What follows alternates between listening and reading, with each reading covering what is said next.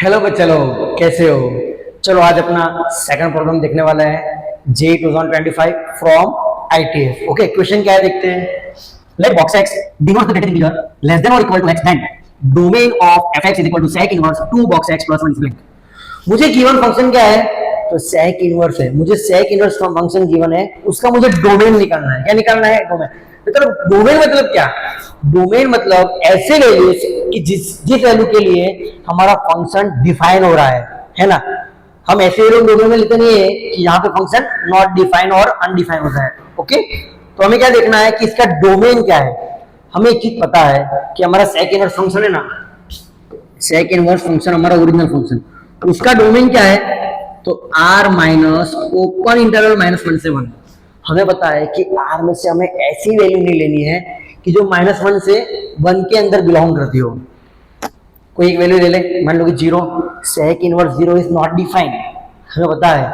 तो हमें माइंड में क्या रखना है कि हमें ये जो फंक्शन है उसका डोमेन निकालना है। तो हमें कौन सी वैल्यू डोमेन में लेनी चाहिए जिससे ये फंक्शन डिफाइन हो, है ना। और एक चीज, यहाँ पे बॉक्स एक्स फंक्शन यूज हुआ है। क्या है? Box x function. Box x function तो हमें पता ही है। ओके, तो ये ना ऑल रियल नंबर के लिए डिफाइन हो रहा है, ऑल रियल नंबर। और उसकी रेंज क्या है पता है आपको? उसके आंसर्स क्या मिलते हैं? तो पूरा सेट ऑफ इंटीजर z।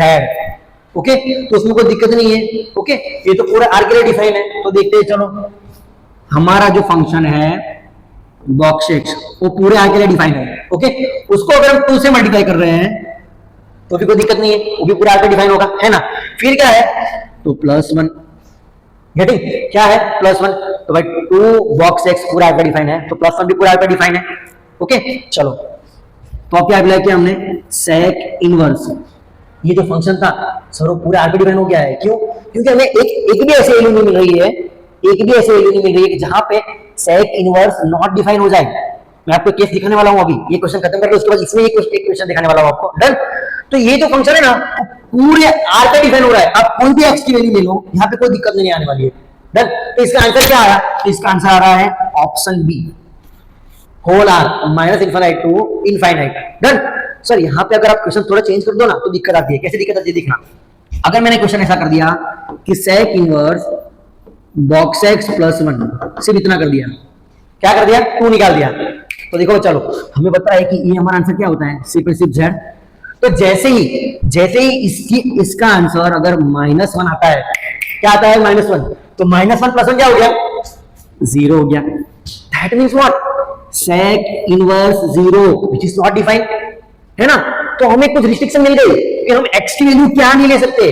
अगर वही वैल्यू हम लेंगे तो हमारा आंसर 0 आ रहा है। दैट मींस सेक इनवर्स 0 तो नॉट डिफाइंड है ना भाई। तो हमें कौन सी वैल्यू निकालनी है? तो डिपेंड हो रहा है बॉक्स एक्स फंक्शन पे। किस पे डिपेंड हो रहा है? Box x function. हमें पता है कि हमारा बॉक्स का आंसर -1 कब आता है? जब हमारा x होता है क्लोज इंटरवल -1 से ओपन इंटरवल 0, है ना। ये पूरे इंटरवल के लिए हमारा बॉक्स एक्स आंसर क्या देता है? तो -1 देता है। क्या देता है आंसर? -1 आंसर देता है। बोलो क्लियर है? डन। क्या आंसर देता है? बॉक्स एक्स -1 आंसर देता है। डन। ओके, तो क्या करेंगे? तो ये जो है ना वो हम पूरे आर से निकाल देंगे। तो हमारा डोमेन क्या होगा? तो हमारा डोमेन होगा r माइनस क्लोज इंटरवल -1 से 0। जो वैल्यू हमें दिक्कत दे रही थी हमारे फंक्शन को डिफाइन करने के लिए, तो वैल्यू को हमने निकाल दिया। ओके, तो हमारा ये सेकंड क्वेश्चन हुआ, इसमें मैंने थोड़ा मॉडिफाई कर दिया। क्लियर है? चलो, थैंक यू।